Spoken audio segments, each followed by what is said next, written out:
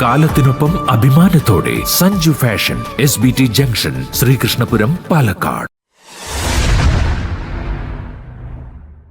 പകുതി വിലയ്ക്ക് ഇരുചക്രവാഹനങ്ങളും ഗൃഹോപകരണങ്ങളും നൽകാമെന്ന് വാഗ്ദാനം ചെയ്ത് നടന്ന തട്ടിപ്പിൽ അന്വേഷണം ശക്തമാക്കണമെന്നാവശ്യപ്പെട്ട് യൂത്ത് കോൺഗ്രസ് ഒറ്റപ്പാലം നിയോജകമണ്ഡലം കമ്മിറ്റി ശ്രീകൃഷ്ണപുരം പോലീസ് സ്റ്റേഷനിലേക്ക് മാർച്ച് നടത്തി. സംസ്ഥാന ജനറൽ സെക്രട്ടറി OK ഫാറൂഖ് ഉദ്ഘാടനം ചെയ്തു. എല്ലാ പരാതിയിലും വേറെ വേറെ കേസെടുക്കണമെന്ന് ആവശ്യപ്പെട്ടു.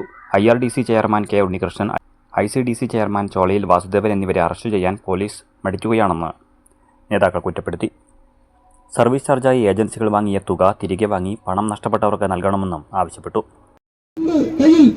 പിന്നീട് നോക്കുമ്പോഴാണ് എത്രയോ വലിയ കണ്ണികളാണ് ഇതിനകത്തുണ്ടായിരിക്കുന്നത് എന്നുള്ളതും ഈ പാലക്കാട് ജില്ലയിൽ നിങ്ങൾ കേൾക്കണം, ഏറ്റവും വലിയ തട്ടിപ്പിനിരയായിരിക്കുന്നത് ഈ ഒറ്റപ്പാലം നിയോജകമണ്ഡലത്തിലെ പാവപ്പെട്ടവരാണ്.